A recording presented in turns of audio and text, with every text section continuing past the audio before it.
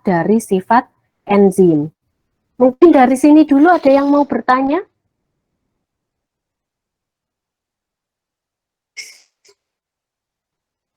Tidak ada? Oke, kalau tidak ada kita lanjutkan adik-adik.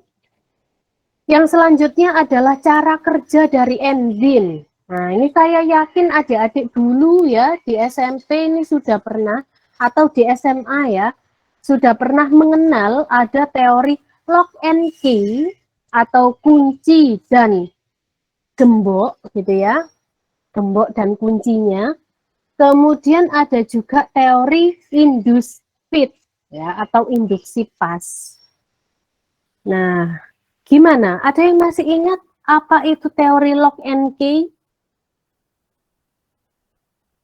Cara kerjanya bagaimana? Ada yang masih ingat?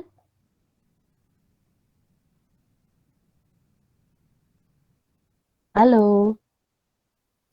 Kok nggak ada yang menjawab ya? Apa adik-adik ini lagi perjalanan pulang? Enggak ya? Izin menjawab, Bu. Iya, ya, sebutkan namanya, Mbak. Gina NIM 01. Oke. Yang lock and key itu tuh suatu enzim yang hanya bekerja untuk suatu jenis substrat saja yang akan berikatan pada sisi aktif. Oke, bagus Mbak Dina ya. Iya, Bu. Iya, Bu. Oke, ya. Kata kuncinya dari Mbak Dina tadi spesifik ya. Satu enzim untuk satu substrat, kemudian substratnya berikatan dengan sisi aktif dari enzim. Oke, bagus ya. Mungkin ada lagi yang mau menambahkan jawaban Mbak Dina. Ada yang masih kurang kata kuncinya. Coba, ayo siapa yang mau menambahkan?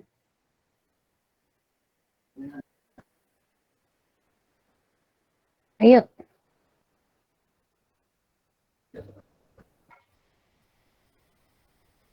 Mas Hamdani? Ya, Bu. Gimana Mas Hamdani? Kalau tahu saya dulu itu ya benar tadi kan hanya bekerja pada substrat tertentu. Jadi kayak lock and key-nya itu kayak gembok sama kuncinya itu loh, Bu. Jadi kalau beda kunci atau beda gemboknya tidak bisa bereaksi, tidak bisa kebuka gitu. Oke, ya. Jadi intinya kalau yang teori lock and key itu bentuknya harus sama ya. Nah, kalau digambarkan jadinya seperti ini adik-adik. Coba perhatikan ya. Yang warna pink ini adalah enzim ya. Kemudian yang atas ini, yang cekung ini adalah sisi aktifnya. Nah, bentuknya adalah seperti ini sisi aktifnya. Nah, kemudian kalau menurut teori lock and key, bentuk dari substrat ini itu harus sama persis dengan sisi aktif dari enzim, ya. Nah, jadi bentuk dari substrat ini harus sama persis dengan bentuk sisi aktif dari enzim ya, substratnya. Nah, setelah itu baru mereka ini bisa bergabung ya, atau berikatan menjadi kompleks enzim dengan substrat, atau disebut juga kompleks ES ya, enzim substrat. Nah, setelah ini bereaksi membentuk kompleks, selanjutnya adalah akan dihasilkan produk ya. Substratnya ini akan berubah menjadi produk, yang kemudian produknya ini akan lepas ya. Produknya ini dilepaskan, kemudian enzimnya akan kembali seperti bentuk yang semula. Nah, jadi enzim itu selalu akan dihasilkan kembali ya. Jadi dia ini hanya membantu terjadinya reaksi, dan di akhir reaksi dia pasti akan terbentuk kembali dengan bentuk yang sama. Ya, jadi artinya kalau lock and key ini harus pas ya, harus sesuai bentuk dari sisi aktif E dengan S-nya. Oke. Selanjutnya ya, jadi setelah teori lock and key itu ada teori induced fit. Nah, coba dari gambar ini, kira-kira siapa yang bisa menjelaskan bagaimana proses pelekatan substrat ke enzimnya? Coba. Oh iya, ini banyak yang raise hand ya, cuman saya nggak bisa melihat ini kalau lagi share screen ini. Coba langsung saja. Langsung dibuka open mic-nya. Mm-mm. Ya, ini siapa Mbak? Siapa? Baik Bu, boleh saya menjawab? Boleh, boleh. Ya, eh,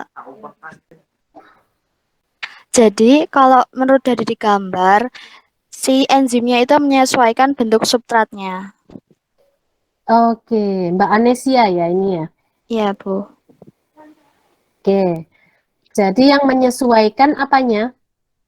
Si enzimnya Bu, menyesuaikan bentuk substrat. Oke ya, namanya adalah induced fit ya. Jadi induksi pas. Harus yang dipaskan adalah enzimnya gitu ya. Oke, mungkin ada yang mau menambahkan jawaban Mbak Anes?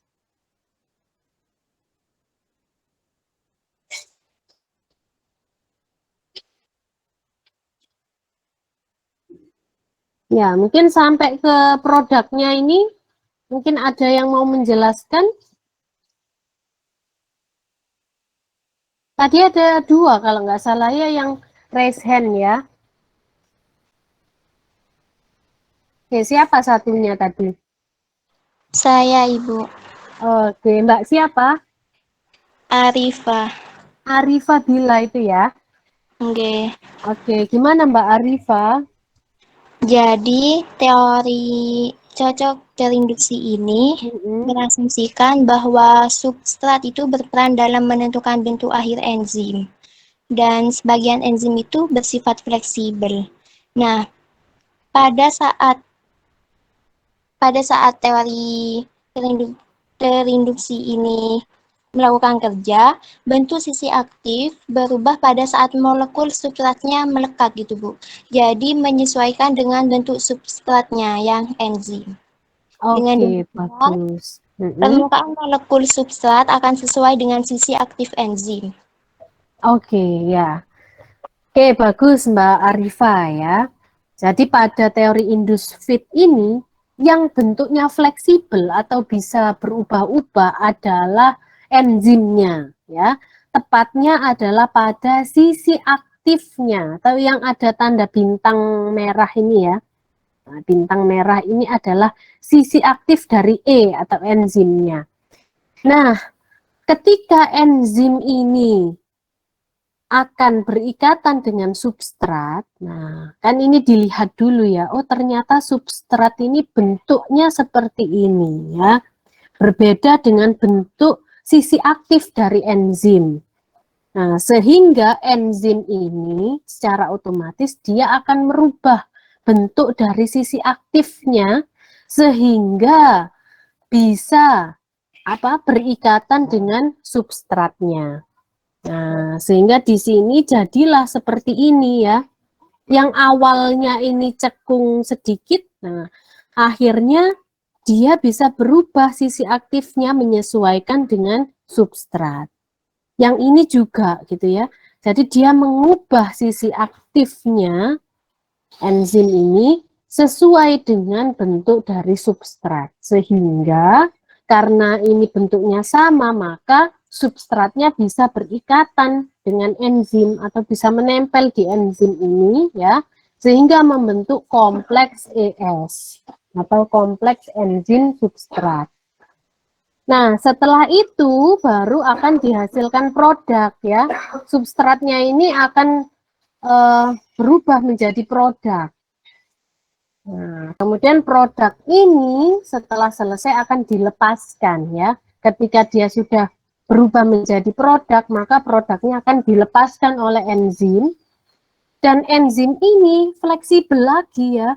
Dia mengubah lagi bentuknya seperti bentuk semula.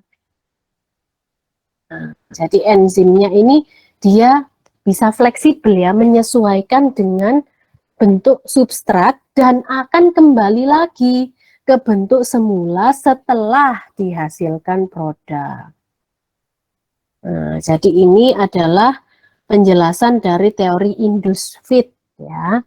Jadi induksi pas. Oke, sampai di sini dulu. Mungkin ada yang mau bertanya, silahkan.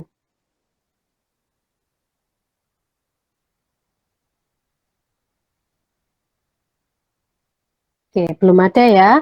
Kalau tidak ada, kita lanjutkan ke klasifikasi dari enzim. Enzim ini digolongkan atau dibedakan gitu ya, diklasifikasikan menjadi 6 jenis ya.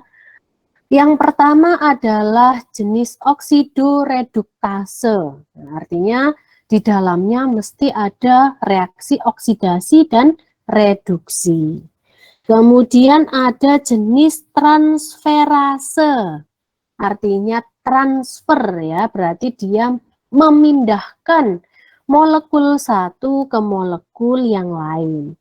Kemudian ada jenis hidrolase ya, berarti nanti di dalamnya ada perpindahan hidrogen.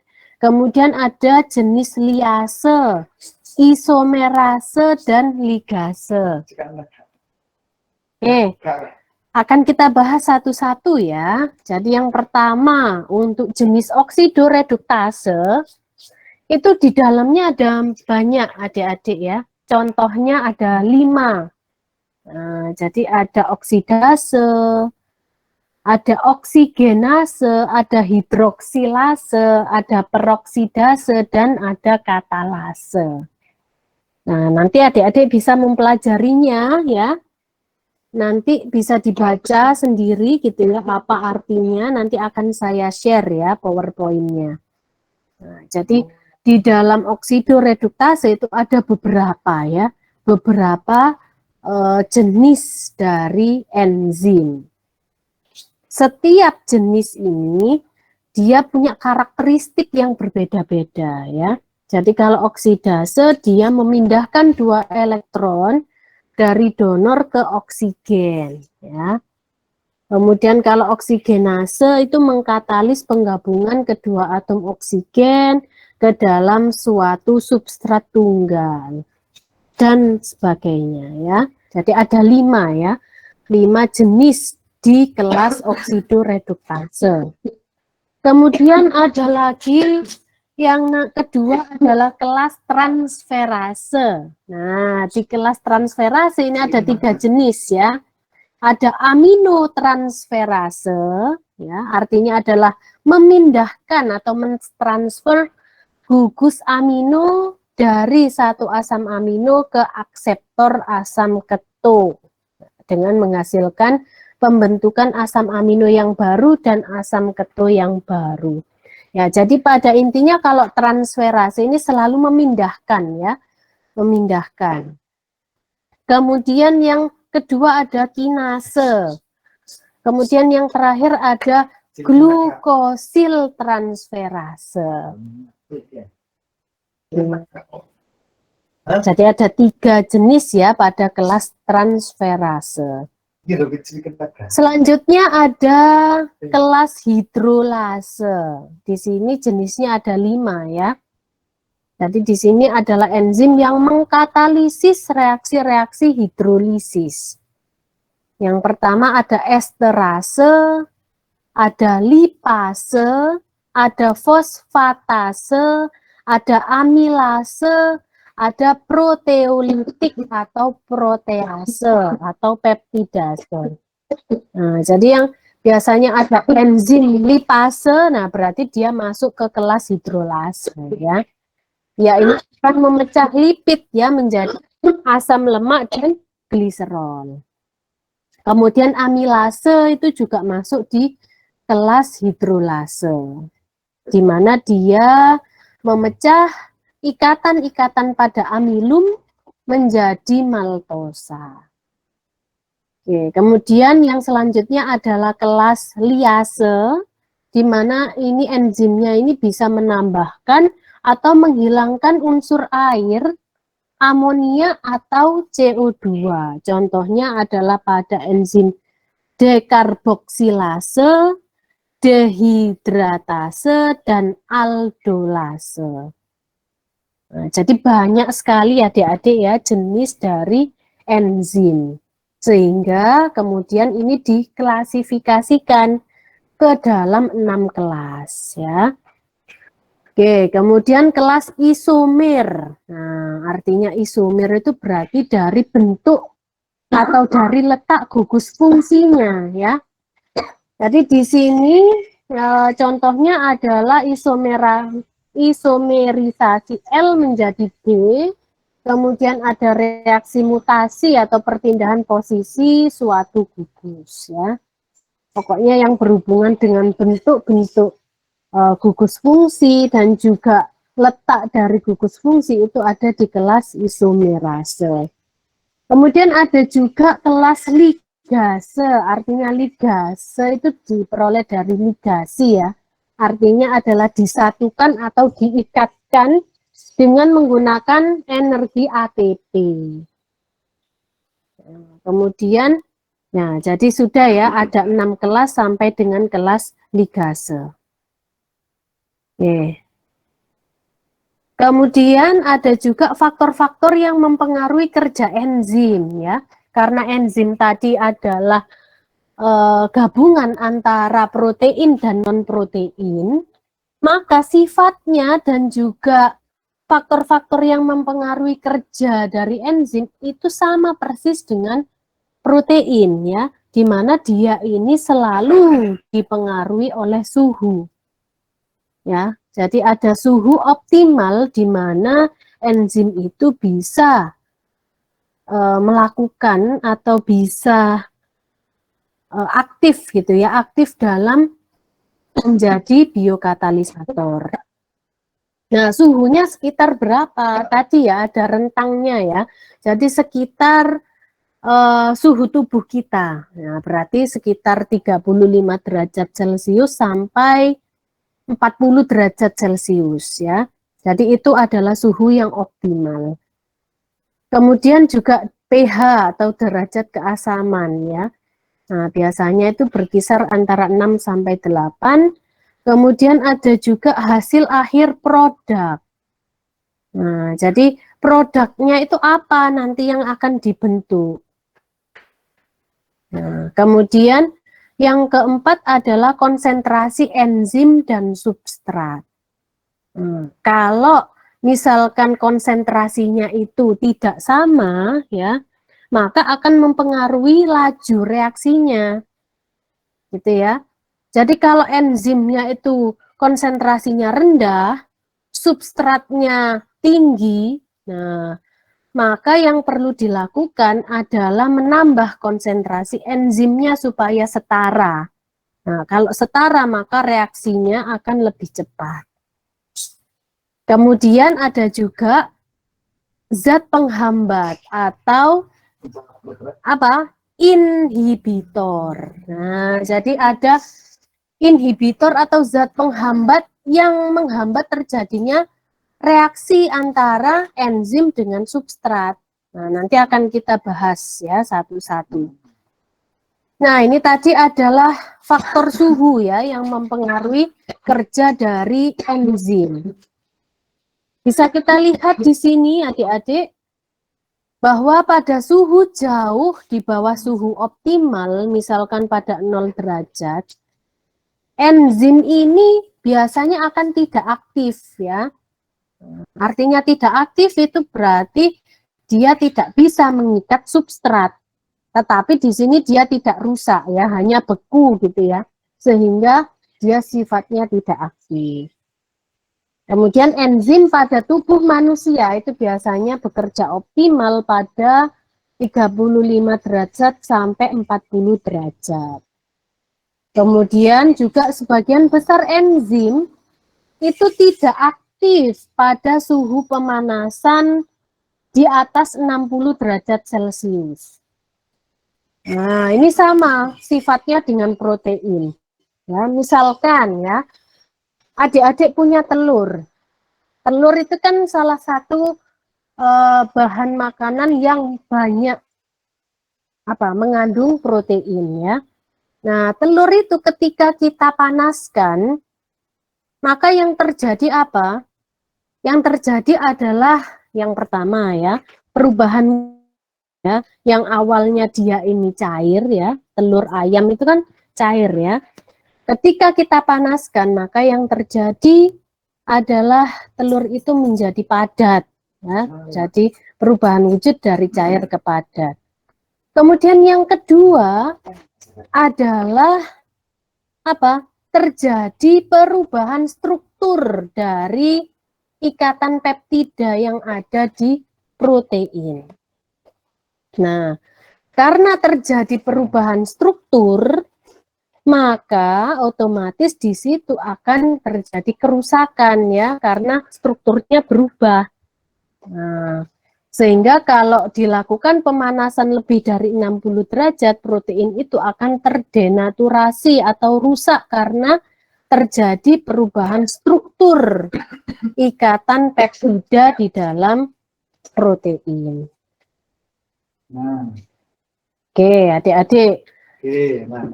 Kalau misalkan adik-adik kepingin untuk mendapatkan manfaat dari telur ya, tanpa atau dengan meminimalisir terjadinya denaturasi, itu sebaiknya adik-adik mengolahnya adalah dengan cara direbus ya, daripada digoreng. Kenapa? Kira-kira ada yang tahu nggak alasannya? Nah, jadi kalau kita pengen menikmati atau pengen makan telur yang proteinnya itu masih istilahnya itu belum rusak strukturnya, itu bisa diolah dengan cara direbus dibandingkan dengan digoreng ya. Karena di situ pada proses perebusan ini itu tidak mengalami hal lain gitu ya, atau kegiatan lain selain dipanaskan. Tapi kalau kita menggoreng telur itu misalkan di dadar ya, itu kan sebelum dimasukkan ke wajan itu kan kita kocok dulu ya. Nah, protein itu dengan adanya pengocokan atau dengan adanya guncangan itu pun juga sudah rusak ya strukturnya. Jadi ketika kita masak telur itu sebaiknya direbus saja karena dia hanya rusak karena pemanasan ya. Kalau yang telur dadar tadi dia sudah rusak 2 kali ya. Yang pertama sudah dilakukan pengocokan ya. Nah, itu kan sudah strukturnya sudah berbeda ya dari yang awal. Setelah itu dipanaskan di dalam wajan. Nah, berarti ada dua faktor ya yang merusak. Nah, jadi seperti itu ya contohnya. Kemudian ada lagi contoh, misalkan, nanti kan adik-adik akan menjadi orang tua ya, orang tua. Misalkan nanti ingin membuatkan susu ya ke anaknya. Nah, susu itu kan juga contoh protein ya adik-adik ya. Nah, jadi kita itu harus tahu betul cara penyajian susu. Nah, oleh karena itu kita itu harus membaca dulu di box atau di kardus susu tentang saran penyajian ya. Nah, jadi kenapa kok di box itu dituliskan harus disiapkan air dulu ya. Jadi air kemudian baru susunya dituangkan. Nah, itu karena ada alasannya ya. Karena di susu itu kan ada suhunya ya, di saran penyajian itu suhunya tidak boleh lebih dari 60 derajat. Nah, karena kalau lebih dari 60 derajat maka yang terjadi struktur dari protein yang ada di dalam susu itu akan rusak atau terdenaturasi. Akibatnya yang kita konsumsi nantinya susu itu sudah proteinnya sudah hilang ya, sudah rusak karena suhunya di atas 60. Nah, biasanya kan kalau menyajikan susu itu kan dari air yang direbus ya, air yang direbus itu kan 100 derajat. Nah, itu harus dicampur dulu dengan air yang suhunya normal ya. Nah, dengan perbandingan kira-kira 50 banding 50 atau 1:1 ya.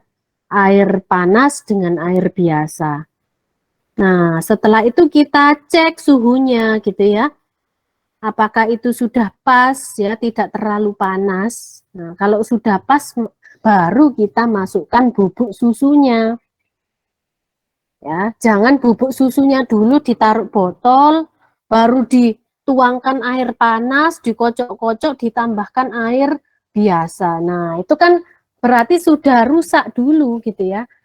Susunya tadi terkena air panas. Nah, jadi untuk semuanya juga ya, bahan makanan apapun yang adik-adik beli itu sebaiknya dibaca dulu saran penyajiannya dengan baik ya, supaya nutrisi yang ada di bahan makanan itu bisa terserap maksimal. Nah, bagaimana kalau yang telur itu kurang matang atau setengah matang? Nah, yang terjadi adalah ini ya, yang terakhir ya. Ada bakteri, mesti ada bakteri. Ini biasanya bakteri yang hidup di air panas memiliki enzim yang bekerja optimal pada 70 derajat. Misalkan kita menggoreng telur ya, setengah matang. Itu kan berarti dia itu dipanaskan belum benar-benar matang ya, belum sampai pada suhu yang mencapai 100 derajat gitu ya. Nah, kemungkinan di situ karena bentuknya pun juga masih ada yang cair ya. Nah, kemungkinan besar maka bakterinya itu belum mati. Bakteri yang ada di telur itu. Nah, sehingga apa? Sehingga itu tadi ya. Maka kalau kita masak telur itu sebaiknya ya yang matang saja. Supaya apa? Supaya bakteri ini bisa mati dengan pemanasan yang optimal atau di atasnya 70 derajat. Nah, itu terkait tentang suhu ya. Nah, bisa kita lihat di sini ya, aktivitas enzim ini dipengaruhi oleh besaran suhu. Nah, ketika suhunya itu optimal, maka aktivitas enzim ini juga akan meningkat. Nah, berarti kalau berdasarkan grafik ini, suhu optimal enzim ini berapa?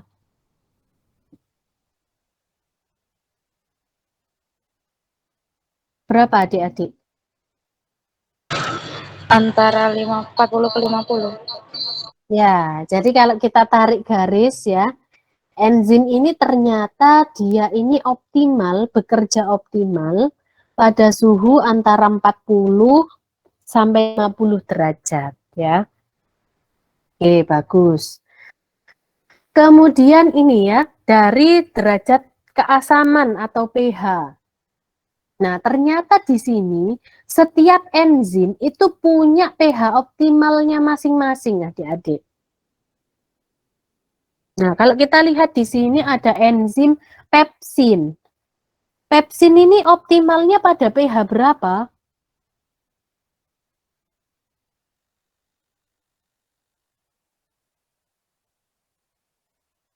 Halo? F2. Oke, pada pH sekitar 2 ya, 2 ini. Nah, kalau kita lihat pepsin itu bekerja di organ mana? Pepsin ini dihasilkan dari organ mana?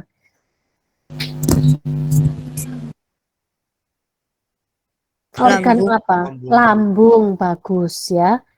Jadi pepsin ini dihasilkan dalam organ lambung. Seperti yang kita tahu lambung itu selalu apa? Asam ya. kondisinya asam ya, karena ada HCl ya. Nah, sehingga di sini enzim pepsin pun dia akan optimal dalam suasana asam di lambung itu ya. Nah, pepsin ini memecah apa menjadi apa ya? Ada yang masih ingat? pepton. Iya. Protein menjadi pepton. Oke, protein menjadi pepton, bagus ya. Oke, selanjutnya adalah amilase. Amilase ini dihasilkan oleh organ apa?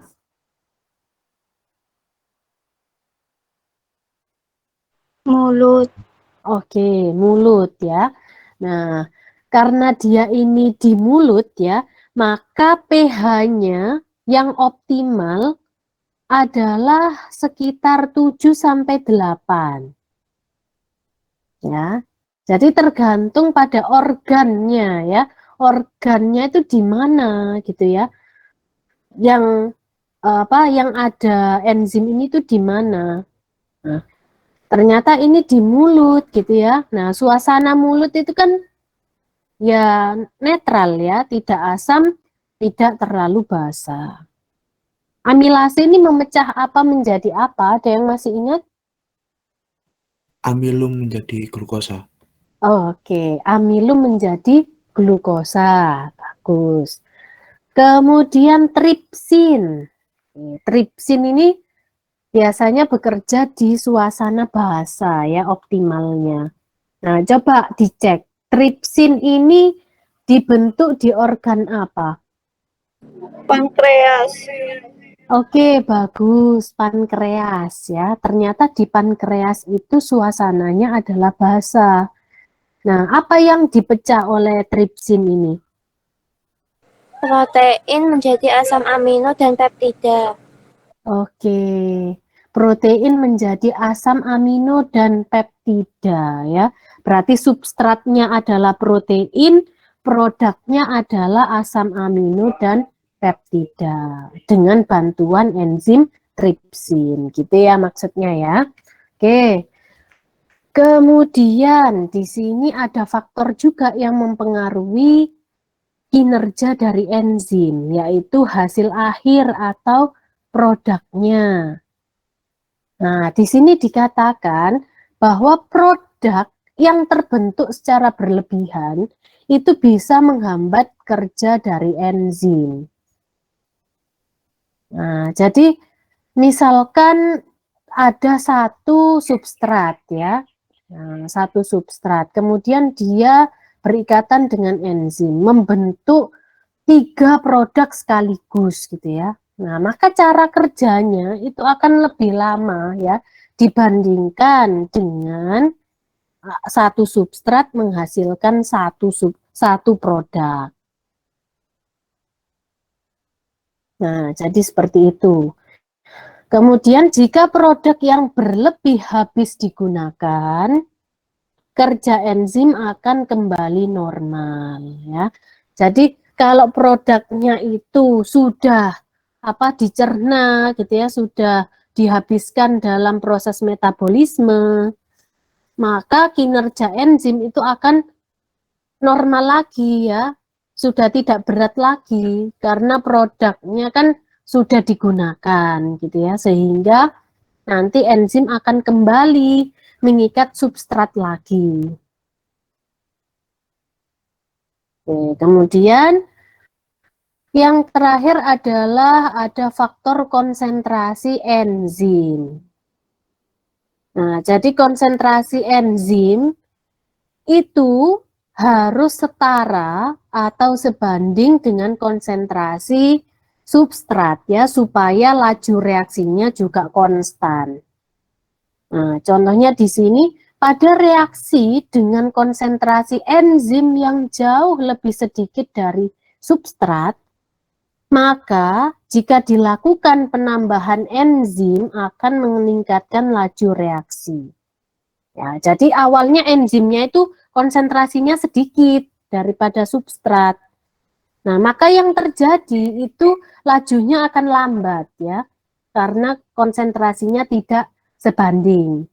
Tetapi ketika dilakukan penambahan konsentrasi enzim, maka lajunya akan lebih cepat daripada sebelumnya. Nah, kemudian ini ya, jika konsentrasi enzim dan substrat seimbang, laju reaksi akan relatif konstan. Nah, jadi ada faktor-faktor yang berpengaruh.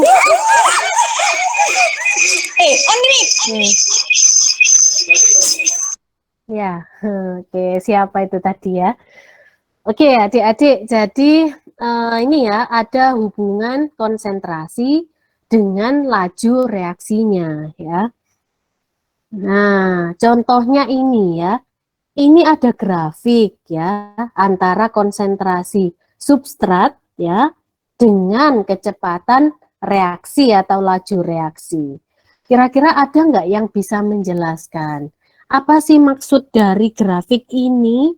Nah, kira-kira gimana? Seperti yang sudah saya jelaskan tadi ya.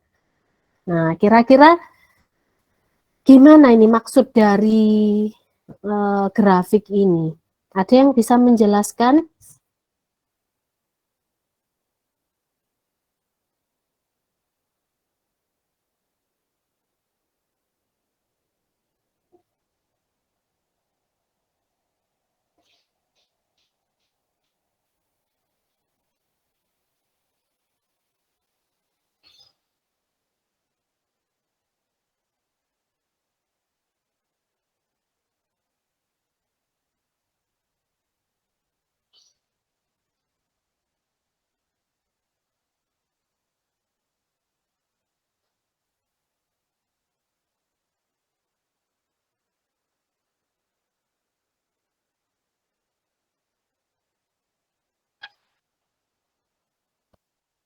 Ya, gimana? Ada yang bisa menjelaskan?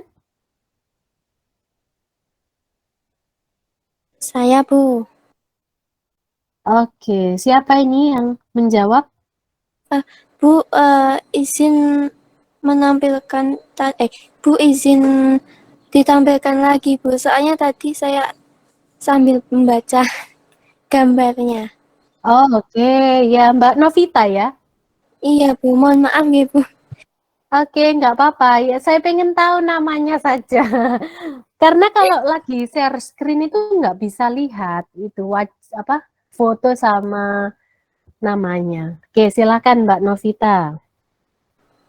Izin menjawab, Ibu. Pada gambar grafik tersebut, untuk awalnya konsentrasi substratnya itu meningkatkan laju reaksi yang dibuktikan dengan garis grafiknya itu naik dengan kecepatannya itu setengah volume maksimum. Kecepatannya maksimum setengah. Lalu selanjutnya apabila konsentrasi substratnya itu dinaikkan lagi, maka akan mencapai titik jenuh dan tidak bertambah lagi, yang ditunjukkan dengan garisnya itu tetap, Ibu, pada konstan, dan pada saat titik jenuh penambahan itu konsentrasi substratnya itu tidak berpengaruh lagi terhadap laju atau kecepatan reaksi enzimatik pada Fmax-nya. Vmax itu akan menuju tetap aja. Oke, bagus ya. Oke, bagus jawaban dari Mbak Novita ya. Ketika yang awal itu kan ditambahkan konsentrasi substrat. Pada reaksi yang terjadi itu ditambah konsentrasi S-nya. Nah, maka yang terjadi lajunya akan meningkat ya. Nah, ini kan di awal-awal ini kan meningkat. Nah, ketika ditambahkan terus-menerus gitu ya. Nah, maka yang terjadi adalah lama-kelamaan bisa saja konsentrasi substrat ini seimbang atau setara dengan konsentrasi enzim. Nah, ketika terjadi keseimbangan konsentrasi S dengan konsentrasi E, maka yang terjadi adalah laju reaksinya akan konstan ya. Artinya konstan itu dia akan tetap terus ya, atau menunjukkan garis yang linier. Nah, jadi seperti itu ya. Seperti penjelasan saya sebelumnya tadi, itu kan kalau misalkan yang ditambah itu konsentrasi E atau enzim, maka kecepatannya akan naik gitu ya, kecepatan reaksinya naik. Nah, nanti suatu saat pasti akan konstan. Kenapa? Karena sudah mencapai titik keseimbangan atau konsentrasinya seimbang antara S dengan konsentrasi E. Nah, kalau sudah seimbang atau setara, itu lajunya akan konstan atau menunjukkan garis yang sejajar atau linier. Nah, jadi seperti itu ya. Nah, kemudian ini ada faktor penghambat ya. Jadi faktor penghambat ini bisa juga kita katakan sebagai inhibitor atau zat penghambat. Nah, atau bahan yang menghambat kerja dari enzim. Nah, inhibitor sendiri itu ada dua jenis adik-adik. Yang pertama adalah inhibitor kompetitif, yang kedua ada inhibitor non-kompetitif. Gambarannya adalah seperti ini ya. Yang A ini adalah kerja enzim secara normal, yang B ini ada inhibitornya.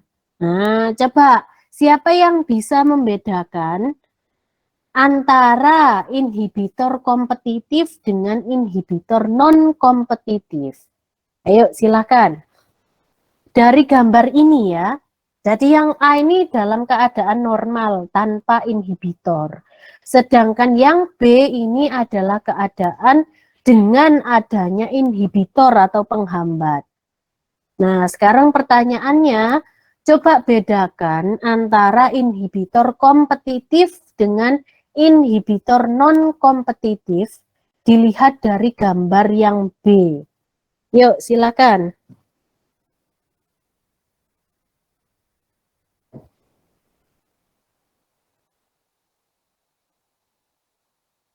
Apa bedanya? Saya izin menjawab, Bu. Oke, namanya siapa, Mbak? Mela, dari Mela. kelas PS. Oke, Mbak Mela. Silakan, Mela. Untuk inhibitor kompetitif itu sesuai namanya, jadi bersaing dengan substrat untuk menepati sisi aktif enzim, sehingga enzim tidak dapat menghasilkan kompleks substrat enzim. Adapun untuk inhibitor non-kompetitif itu menempel pada sisi aktif enzim, menyebabkan substrat tidak dapat menempel. Itu yang apa, Mbak? Yang non-kompetitif? Kalau yang kompetitif itu bersaing untuk menepati sisi aktif, Bu. Oke, bagus. Kalau yang non-kompetitif? Menempati?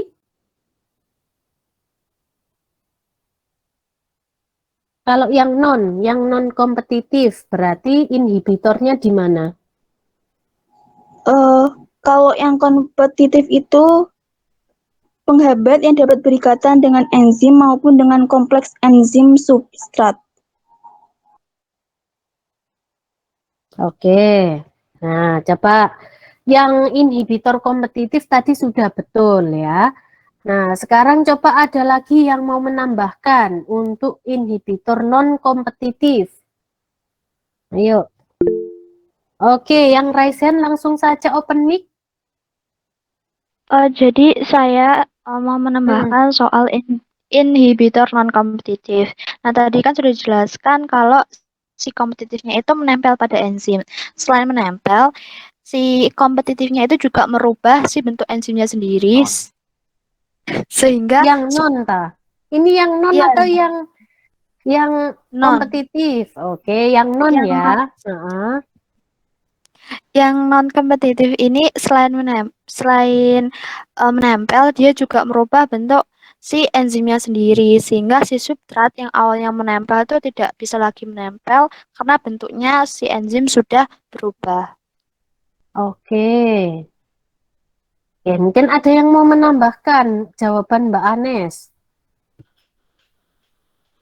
atau ada yang ingin menambahkan atau memperbaiki jawaban Mbak Anes. Ayo.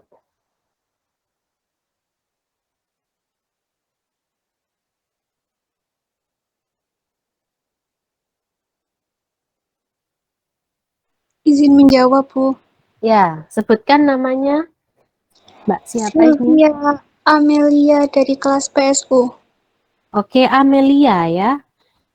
Sylvia. Oh, Sylvia. Oke, ya Mbak Sylvia ya. Ya, silakan Amel. Mbak Sylvie. Inhibitor non-kompetitif adalah penghambat yang dapat berikatan dengan enzim, tapi menempel pada enzim, tapi di sisi aktif enzimnya itu masih bisa ditempeli substrat. Akan tapi kerja enzimnya itu jadi tidak terlaksana gitu, Bu. Oke, gimana ya? Masih bisa ditempeli substrat, tapi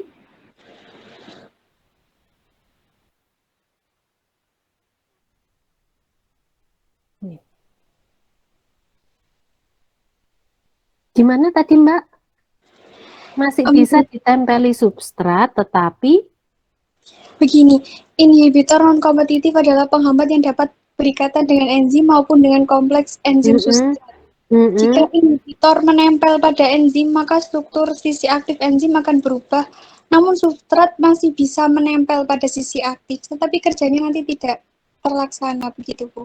Oke, kinerjanya nanti tidak optimal gitu ya. Iya. Oke, bagus ya. Ada lagi mungkin yang mau menambahkan? Saya Ibu Oke, namanya siapa? Arifah. Oh, Mbak Arifah Bila ya. Ya, silakan. Jadi, inhibitor non-kompetitif ini senyawa kimia yang tidak mirip dengan substrat dan berikatan pada sisi selain sisi aktif enzim. Nah, Betul. tersebut menyebabkan perubahan bentuk enzim sehingga sisi aktif enzim tidak sesuai lagi dengan substratnya. Oke, bagus. Akan tidak dapat dihilangkan dengan menambahkan konsentrasi substrat. Oke, bagus ya. Oke, jadi ada 3 jawaban ya tadi ya. Nah, 4 jawabannya. Ada Mbak Anes, ada Mbak Sylvia, ada Mbak Arifah Bila, ada yang pertama tadi Mbak siapa?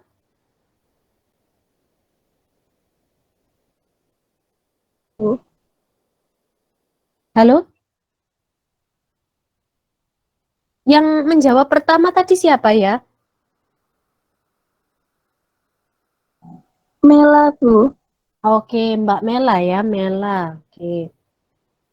Ya, jadi ada 4 yang menjawab ya. Pada intinya itu begini ya, kalau inhibitor kompetitif, nah berarti dia bersaing ya dengan substrat. Artinya inhibitor ini akan menempati sisi aktif dari enzim, di mana sisi aktif ini kan harusnya berikatan dengan substrat ya. Nah, karena sudah termasuki oleh inhibitor kompetitif, maka substrat ini sudah tidak bisa menempel pada sisi aktif enzim. Ya, kemudian yang kedua adalah inhibitor non-kompetitif. Artinya di sini dia tidak bersaing ya. Nah, jadi inhibitornya ini tidak menempel pada sisi aktif, tapi menempel pada bagian lain dari enzim, sehingga ketika dia menempel, dia akan mempengaruhi bentuk dari sisi aktif enzim. Ya, jadi dia akan merubah ya, merubah bentuk sisi aktif dari enzim. Nah, akibatnya apa? Akibatnya bentuk dari sisi aktif enzim ini sudah tidak sesuai dengan bentuk substrat. Nah, akibatnya apa? Akibatnya substrat ini tidak bisa menempel ke sisi aktif dari enzim. Gitu ya. Kalaupun dia menempel gitu ya, maka tidak bisa optimal menghasilkan produk. Gitu ya. Jadi adik-adik harus diperhatikan ya. Kalau menjelaskan itu tidak boleh hanya substrat menempel ke enzim.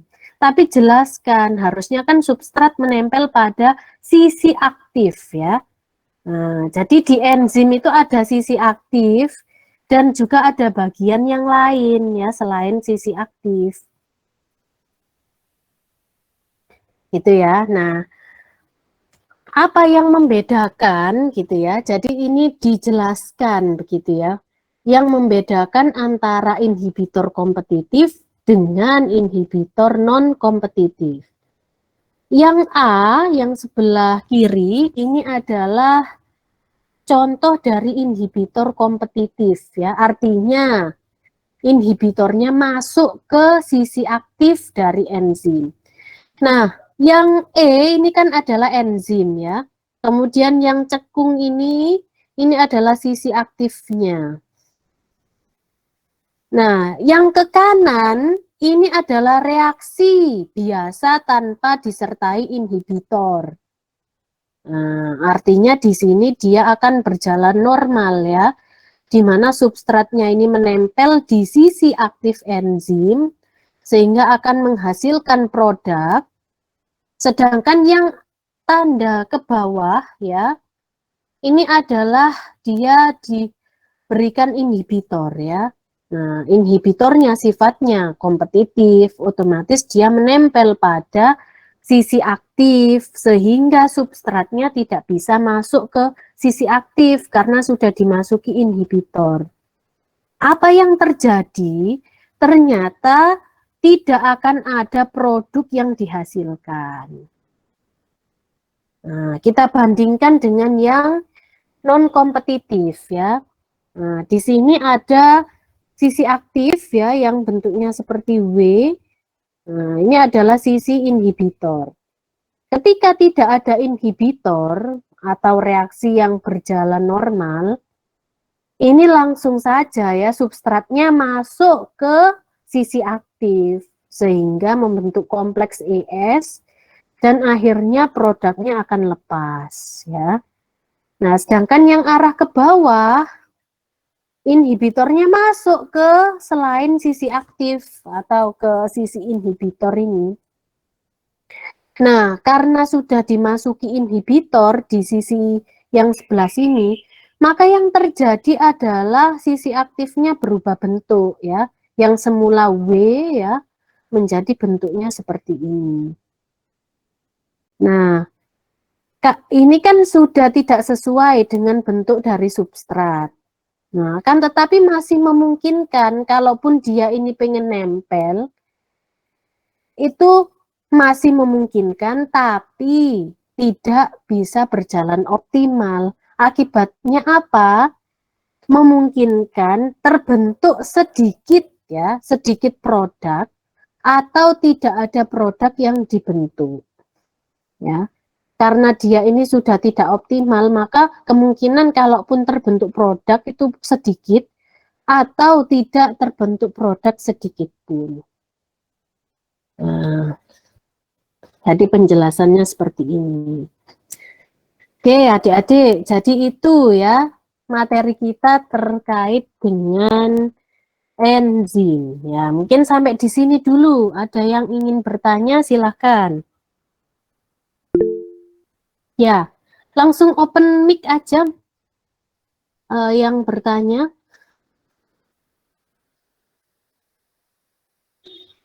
Siapa yang bertanya? Oh, Zaki ya, silakan Ya, Zaki. sebelumnya maaf tadi izin telat masuk karena macet di jalan, Bu. Oh iya, nggak apa-apa Zaki. Izin Mm-mm, bertanya. Jadi sewaktu SMA itu ada dua teori tentang enzim. Yang mm-mm. pertama itu yang teori kunci, jadi enzimnya itu ngepasin sama bentuk substratnya. Sama yang kedua itu yang fleksibel enzimnya. Mungkin cocok buat penjelasan Bu Ernita tadi yang mengenai inhibitor itu berarti Mm-mm. eh, enzim bentuk enzim itu menyesuaikan fleksibel gitu Bu. Yang ini, yang apa namanya? Yang pertama, yang inhibitor kompetitif itu berarti contohnya yang lock and key, ya. Itu kan berarti harus apa? Istilahnya itu kan harus sesuai bentuknya, gitu ya. Nah, coba saya bukakan lagi.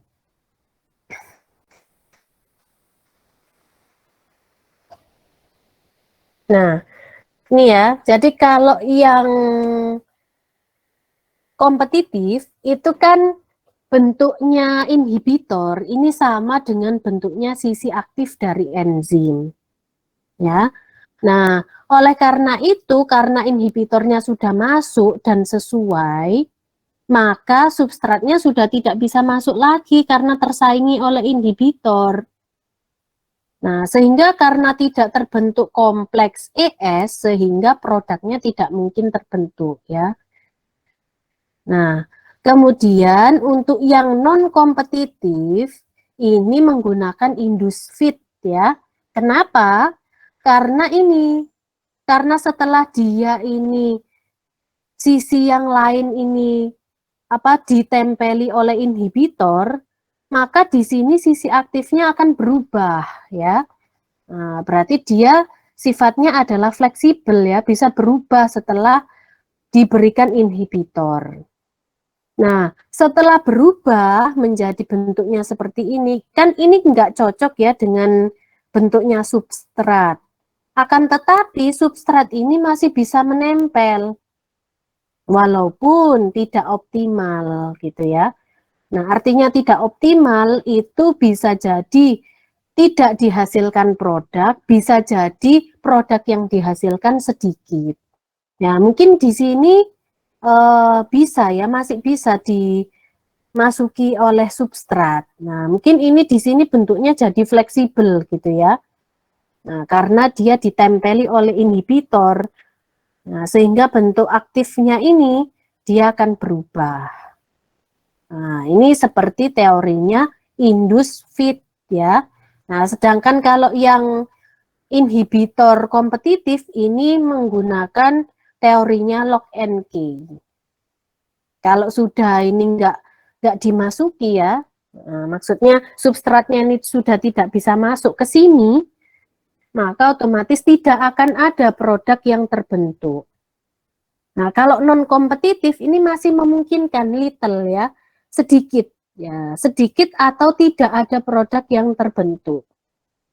Nah, kalau ini substratnya masih bisa menempel dengan adanya inhibitor yang menempel juga di sisi lain, nah itu berarti masih memungkinkan ya, memungkinkan terbentuk produk, tetapi hanya sedikit karena ini tidak optimal gitu ya menempelnya karena ada zat lain yang menempel sehingga bukan kompleks ES lagi tetapi ada yang lain ya yaitu inhibitornya. Oke, gitu ya Mas Zaki. Baik Bu, sudah jelas. Terima kasih Bu penjelasannya. Oke. Ya, mungkin ada lagi sebelum kita lanjutkan ke hormon ya. Karena materinya sebenarnya banyak ya, ada 2 materi adik-adik. Karena harus dimampatkan menjadi satu pertemuan. Oke, silakan yang ingin bertanya.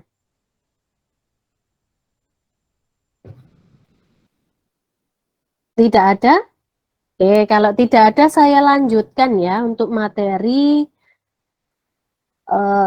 hormon.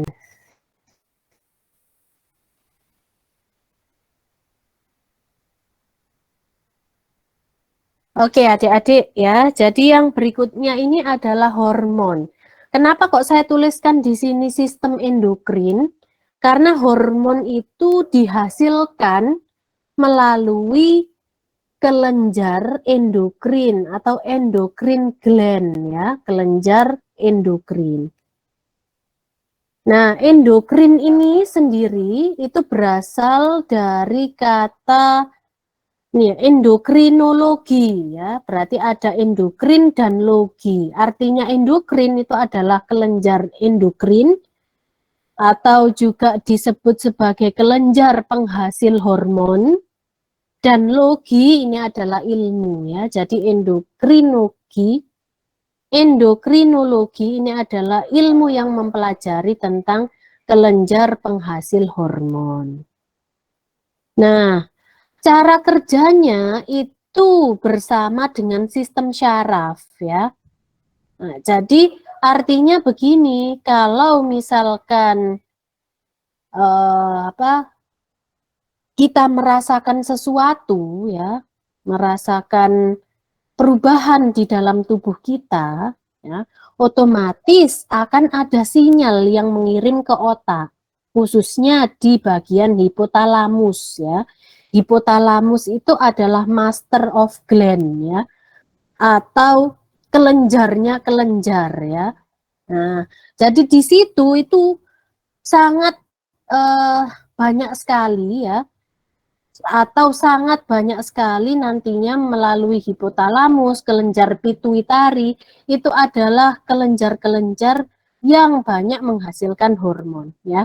Jadi setiap ada perubahan di dalam tubuh kita, misalkan kita merasakan senang ya, maka sinyal kesenangan itu ya melalui sel syaraf atau melalui sistem syaraf itu akan terkoneksi ke otak.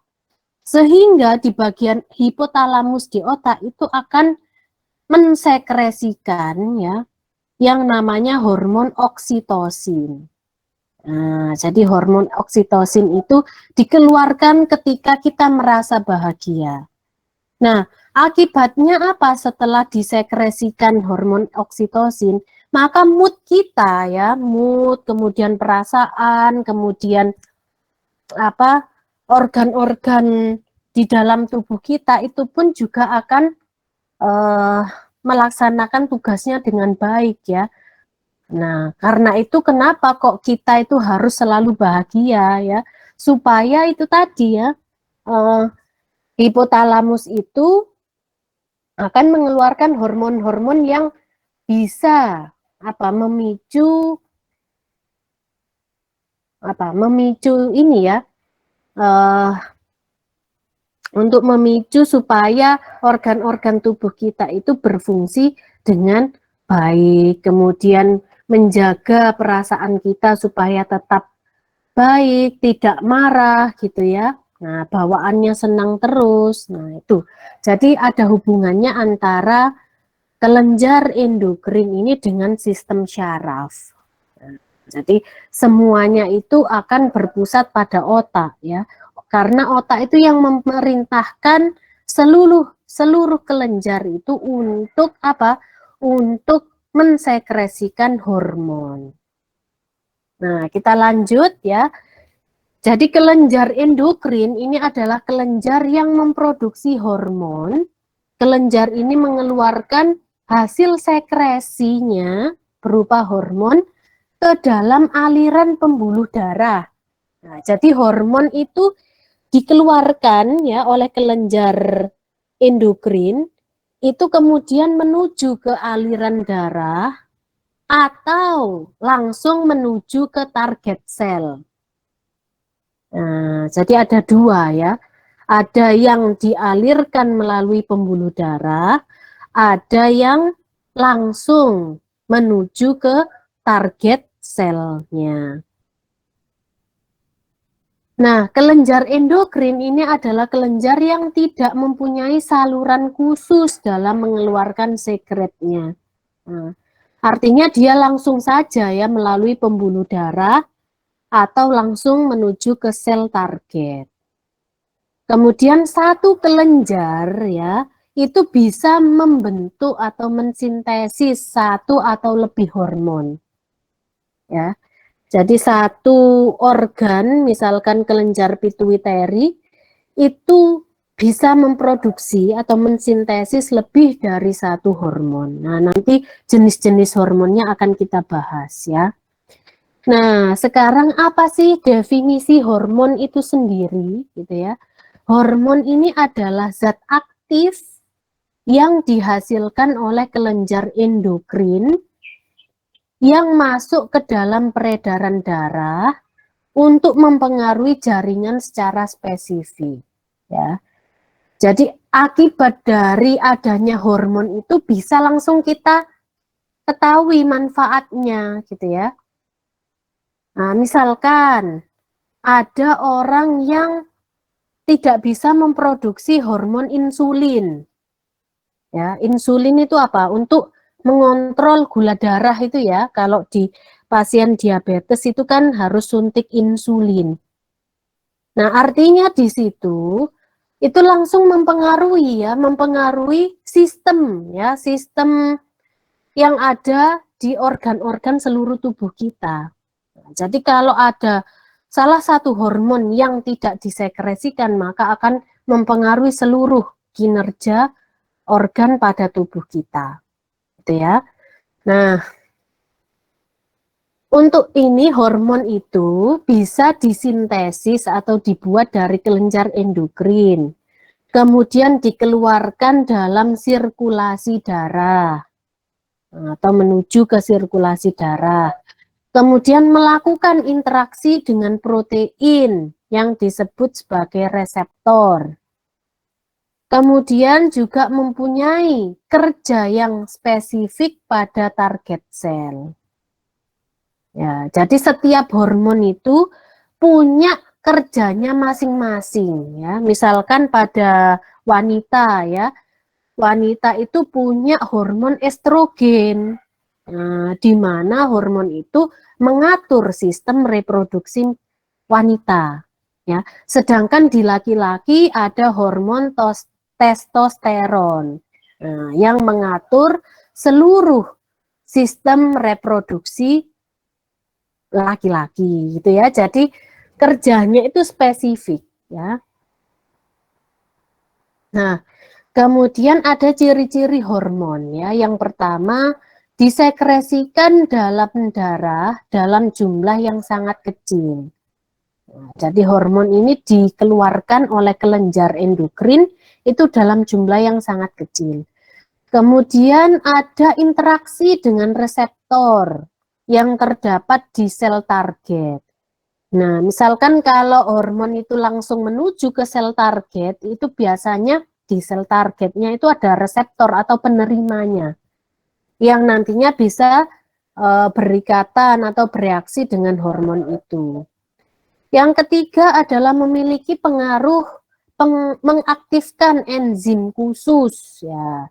Jadi hormon itu juga bisa mengaktifkan enzim. Kemudian yang terakhir adalah memiliki pengaruh tidak hanya terhadap satu sel target, tapi bisa juga beberapa sel. Ya, jadi karena sel itu kan adalah yang terkecil ya dalam dalam tubuh kita itu kan yang paling kecil kan sel ya. Nah, kemudian sel-sel itu bisa lebih dari satu sel ya, selnya itu bisa dipengaruhi oleh hormon tadi. Nah, bagaimana cara pembuatan hormon atau cara sintesis hormon? Hormon ini sebenarnya disintesis dari sel ya. Di mana di sini ada nukleus, ada badan Golgi, ada retikulum endoplasma ya, RE itu ya. Kemudian ada mitokondria. Nah, sintesisnya bagaimana? Jadi mulai dari pre-prohormon. Jadi ini adalah bahan baku pembuatan hormon. Nah, ini menjadi prohormon. Nah, setelah itu prohormon ini dikemas ya, dikemas dalam bentuk hormon. kemudian disimpan, kemudian dikeluarkan. Nah, jadi ini adalah tahapan-tahapan dari pembuatan, kemudian pengemasan, penyimpanan sampai ke pembuangan ya, atau pelepasan hormon. Nah, jadi pada intinya hormon itu dibuat atau disintesis dalam suatu sel ya. Selnya itu ada dalam kelenjar endokrin.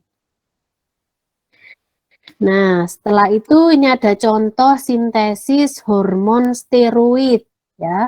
Jadi ini adalah gambar bagan yang menunjukkan produksi dari hormon steroid yang umum ya, yang umum. Misalkan di sini ada hormon estrogen, kemudian ada hormon androgen, ada hormon glukokortikoid, ada mineral kortikoid. Nah, ternyata ini itu disintesis awalnya itu dari kolesterol.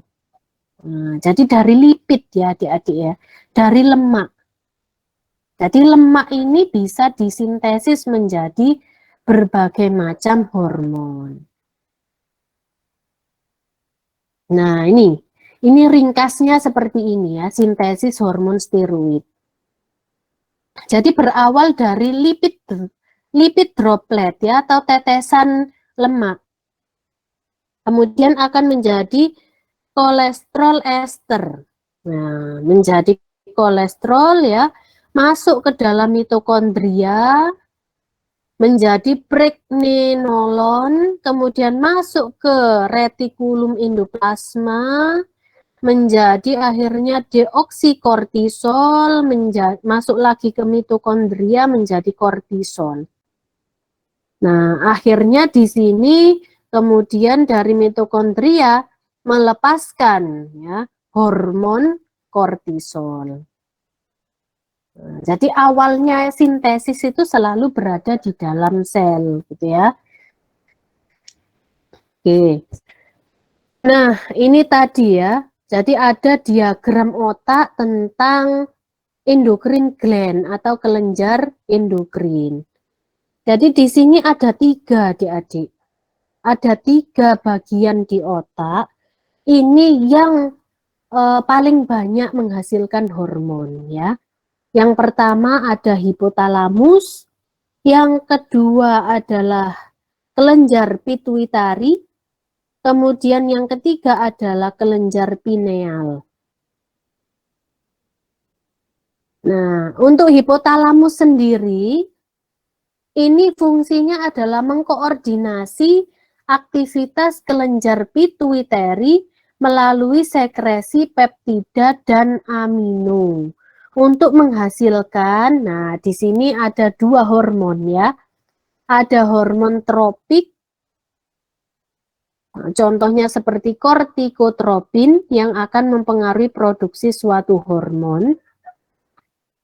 Dan juga yang kedua ada hormon yang langsung memberikan efek pada jaringan, contohnya PRL. Nah, nama-nama hormon ini tidak usah dihafalkan adik-adik ya, karena sangat banyak sekali. Nah, nanti yang akan kita pelajari adalah mengklasifikasikan ya jenis-jenis hormon. Nah, ini di hipotalamus sendiri itu buahnya adik-adik ya. Ada kortikotropin releasing hormone atau CRH. Ada gonadotropin releasing hormone. Kemudian ada tirotropin releasing hormone. Ada dopamin, ada somatostatin, ada growth hormone releasing. Nah, jadi dari macam-macam ini akan menghasilkan hormon yang bermacam-macam ya. Misalkan GnRH tadi, gonadotropin releasing hormone, itu akan menghasilkan hormon FSH dan LH. Kemudian misalkan GHRH, growth hormone releasing hormone, ini bisa menghasilkan GH atau growth hormone, hormon pertumbuhan ya. Nah, biasanya pada anak yang masih balita itu kan GH-nya atau hormon pertumbuhannya itu berkembang pesat ya, atau banyak disekresikan. Nah, semakin banyak hormon GH yang disekresikan, maka pertumbuhan dari anak balita itu akan semakin cepat ya dan optimal. Nah, bagaimana cara untuk memaksimalkan GH? Nah, jadi ada macam-macam ya kalau anak balita ya. Jadi dari makanannya, dari pola tidurnya, jumlah waktu apa aktivitas fisik di luar ya macam-macam. Jadi ada beberapa aktivitas atau kegiatan yang bisa dilakukan untuk memicu ya, memicu sekresi dari hormon tertentu. Nah, misalkan kalau pengen kita bahagia gitu ya, mungkin yang cewek-cewek pengennya jalan-jalan. Nah, dari jalan-jalan itu kan timbul rasa seneng ya, nah refreshing, seneng. Nah, karena dia seneng maka dikirimlah sinyal itu ke otak. Nah, sehingga otaknya mengirim sinyalnya ke hipotalamus. Hipotalamus akhirnya akan mensekresikan hormon oksitosin. Sehingga dia merasa atau perasaannya selalu senang ya, karena ada hormon oksitosin yang dilepaskan. Nah, kemudian yang kedua adalah kelenjar pituiteri. Nah, kelenjar pituiteri ini ada dua adik-adik ya, ada lobus anterior dan lobus posterior. Nah, untuk yang pertama lobus anterior ini mensekresikan ada 5 jenis hormon ya. Ada gonadotropins, ada prolaktin, ada STH, TSH dan ACTH. Nah, kalau prolaktin ini biasanya untuk ibu-ibu ya, ibu-ibu yang menyusui. Nah, itu butuh yang namanya hormon prolaktin supaya untuk memperlancar ASI ya. Nah, biasanya ini bisa dipacu ya. Misalkan bayinya harus diminta untuk menyusu ke ibunya gitu ya, dengan sering. Nah, karena sering menyusu, otomatis akan ada sinyal yang diteruskan oleh sel syaraf ya, oleh sistem syaraf itu menuju ke otak ya, supaya produksi ASI-nya harus terus terus tersedia, terus banyak gitu ya. Nah, akhirnya dirilislah atau disekresikan yang namanya hormon prolaktin. Nah, ini juga pada lobus anterior ya, ada gonadotropins, ini jenis-jenis dari hormonnya ya, ada LH, ada FSH. Nah, ini prolaktin ya. Ini bisa merangsang dan mempertahankan sekresi air susu. Kemudian ada STH, ini mendorong pertumbuhan seluruh tubuh, terutama epipis tulang ya. Kemudian ada TSH, ini menstimulasi kelenjar tiroid. Ada ACTH, itu menstimulus korteks adrenal. Nah, kemudian yang kedua adalah lobus posterior. Nah, di sini ya. Pada lobus posterior itu ada juga ya hormon yang dilepaskan. Nah, salah satunya ini ya, oksitosin. Nah, ternyata oksitosin atau hormon yang menyebabkan bahagia ini dibuat dari kelenjar pituiteri, tepatnya pada lobus posterior. Kemudian ada juga ADH ya, antidiuretik hormon. Nah, ini biasanya ada hubungannya dengan ginjal ya, absorpsi air di ginjal.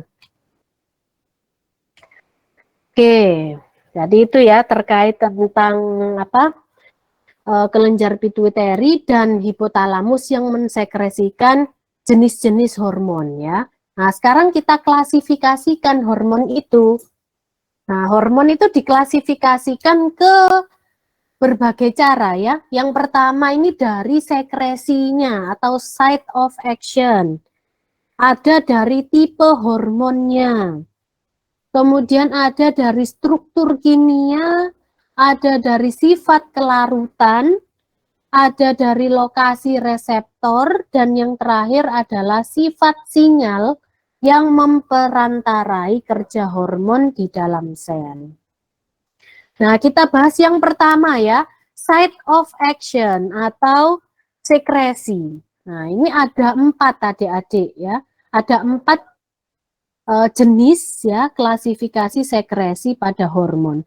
Yang pertama adalah autokrin. Nah, yang kedua adalah parakrin. Yang ketiga adalah endokrin. Yang keempat adalah neurokrin. Nah, bedanya adalah seperti ini. Ya.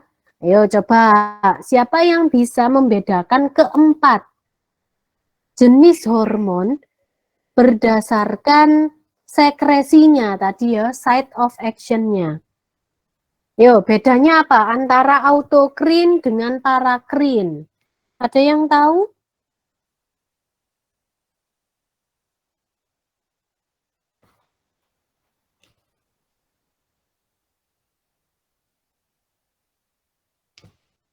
Halo, masih terdengar ya suara saya?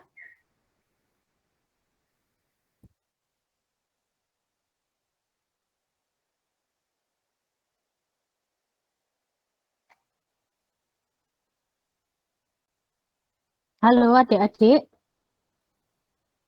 Oh iya, berarti masih terdengar. Ya, sebutkan namanya Mbak.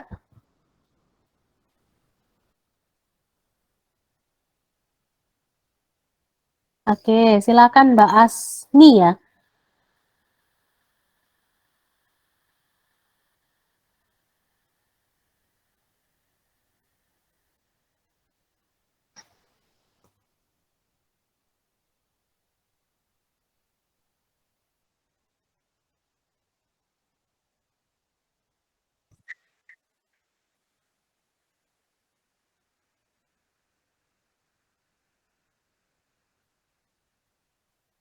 Oke, kalau dari gambar ini saja Mbak.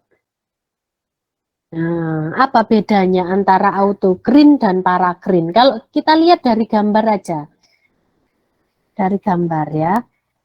Nah, apa bedanya antara autokrin dengan parakrin? Nah, tadi yang disebutkan Mbak Asni sudah benar ya.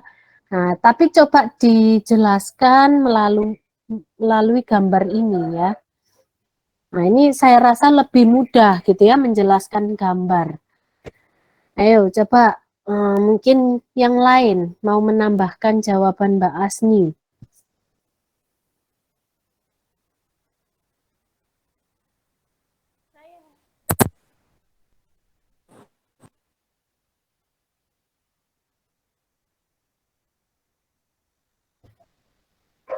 Ayo.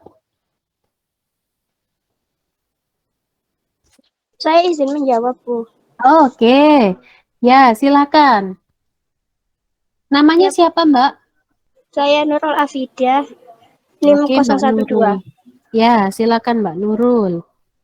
Ini Bu, kalau autokrin itu berhubungan dengan zat yang diproduksi sel yang memiliki efek pada sel yang dikeluarkannya.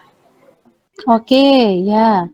Kalau Kemudian, yang parakrin itu berkaitan dengan hormon yang hanya memiliki efek di sekitar kelenjar yang mengeluarkannya. oke, bagus ya. Jadi kalau kita lihat di sini, kalau autokrin, ya, itu kan sel A, misalkan ada sel yang pertama ya, sel A. Dia ini kan menghasilkan hormon atau mensintesis hormon gitu ya. Hormon ini itu bisa bekerja terhadap dirinya sendiri. Ya. Bisa mempengaruhi dirinya sendiri, bisa juga mempengaruhi sel target ya. Nah, tapi sel targetnya itu adalah sel yang sama-sama sel A gitu ya. Nah, kemudian baru akan menghasilkan respon tertentu. ya. Jadi memberikan respon ke tubuh gitu ya. Nah, kalau parakrin itu dari sel A yang mensintesis hormon, kemudian hormon itu menuju ke sel target yang lain yang ada di sekitar dari sel A. Nah, karena dia ini kemudian berinteraksi gitu ya, sehingga menghasilkan respon. Nah, kemudian kalau endokrin itu dia melewati aliran darah ya. Jadi sel A ini mensintesis dan mensekresikan hormon, kemudian hormon ini mengalir menuju ke pembuluh darah, kemudian setelah itu baru mencapai ke sel target, gitu ya, sel yang lain, baru akan menghasilkan respon. Kalau neurokrin ini adalah sel A ya, melalui neuron atau sel syaraf ya. Jadi di sini melibatkan sel syaraf melalui akson. Akson ini adalah penghubung sel syaraf ya. Nah, jadi dari sel syaraf itu menghasilkan hormon mengalir melalui pembuluh darah, kemudian menuju ke sel target yang lain, sehingga menghasilkan respon. Ya. Jadi begini ya bedanya ya. Jadi nanti adik-adik kalau ditanya harus tahu apa bedanya autokrin, parakrin, endokrin, dan neurokrin. Nah, setelah ini yang kedua adalah type of action ya. Atau di sini adalah tipe-tipe hormon ya. Nah, jadi tipe-tipe hormon itu ada yang pertama hormon reproduksi, yang kedua ada hormon metabolik. Artinya hormon metabolik ini mengatur seluruh metabolisme tubuh. Sedangkan kalau reproduksi hormon ini hanya mengatur organ-organ reproduksi. Ya. Oke. Kemudian untuk yang reproduksi sendiri ada hormon reproduksi primer, ada hormon reproduksi sekunder. Contohnya ini ya, karena banyak sekali ya namanya hormon itu ya, jadi tidak perlu dihafalkan. Nah, kemudian kita masuk ke komposisi kimia dari hormon. Jadi ada 4 ya pembentuk atau bahan yang digunakan untuk membuat hormon ya. Yang pertama adalah derivat asam amino atau turunan ya. Derivat ini adalah turunan asam amino. Kemudian yang kedua adalah peptida atau protein ya. Atau juga di sini turunan dari peptida. Kemudian yang ketiga adalah steroid, yang keempat adalah asam lemak atau fatty acid ya. Nah, ini adalah struktur kimianya adik-adik untuk golongan steroid, fatty acid, kemudian derivat asam amino, kemudian golongan dari peptida atau protein. Di sini ada contohnya gitu ya, contoh hormonnya. Nah, kemudian kalau kita tinjau dari sifat kelarutan hormon, itu ada 2 jenis ya.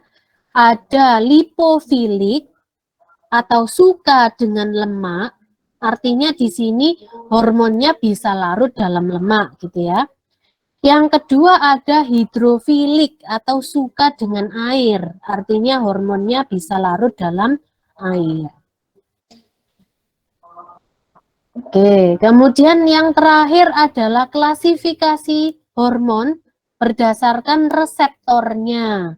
Jadi ada golongan 1, ada golongan 2 ya. Yang golongan 1 ini reseptornya intraseluler atau di dalam sel. Yang golongan 2 itu reseptornya di membran plasma. Tipenya kalau yang golongan 1 ini steroid, eudotironin, kalsitriol, dan retinoid. Kalau golongan 2 ini polipeptida, protein, glikoprotein. Kemudian untuk kelarutannya, kalau golongan 1 ini lipofilik, artinya dia bisa larut dalam lemak, tetapi tidak bisa larut dalam air atau hidrofobik. Kalau golongan 2, ini hidrofilik atau bisa larut dalam air, tetapi tidak bisa larut dalam lemak. Itu ya. Oke, adik-adik. Jadi ini ya, terkait materi tentang hormon ya, jenis-jenis hormon dan klasifikasinya. Mungkin sampai di sini ya, sebelum penugasan, mungkin ada yang ingin ditanyakan. Silahkan.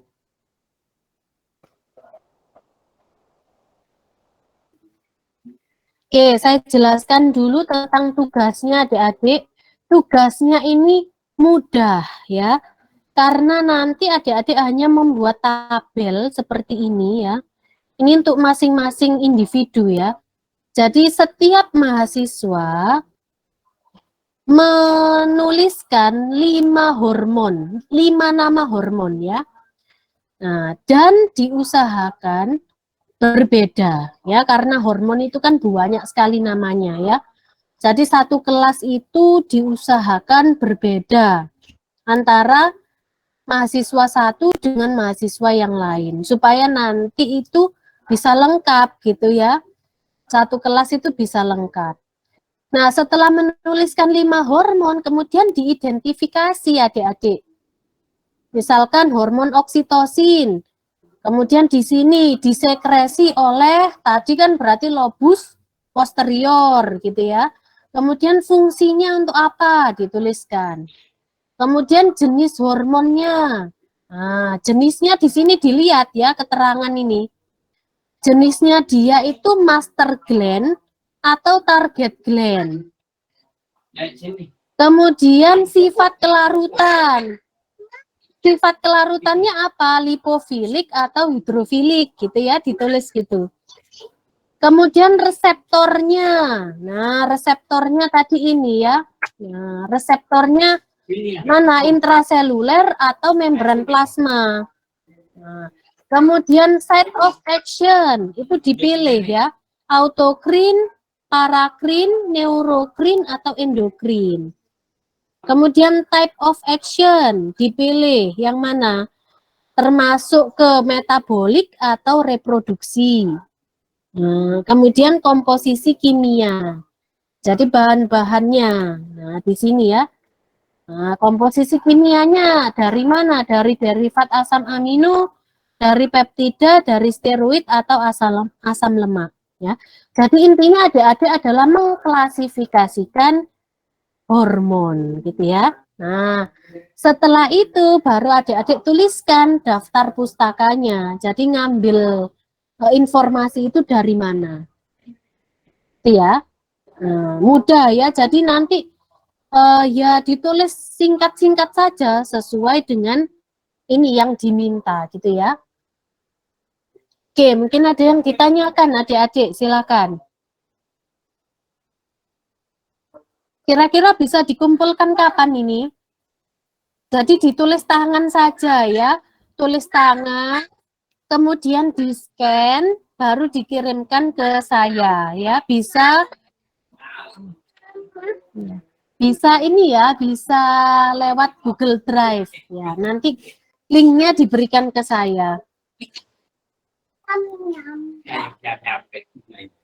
Oke, mungkin ada yang ditanyakan adik-adik, silakan. Bertanya Bu, itu Ya. mencarinya minimal berapa? 5 hormon. Oh, 5. Ya, Iya. terima kasih Bu. Oke, jadi diklasifikasikan sesuai dengan yang diminta tadi ya, keterangannya sudah ada. Oke, nanti PPT-nya akan saya share ke PJ ya. nanti PJ-nya bisa men-share ke grup kelas masing-masing supaya bisa segera dikerjakan. Nah, tadi syaratnya adalah setiap mahasiswa berbeda ya hormonnya, nama hormonnya. Karena hormon itu kan banyak sekali ya namanya ya. Oke, ada yang ditanyakan adik-adik?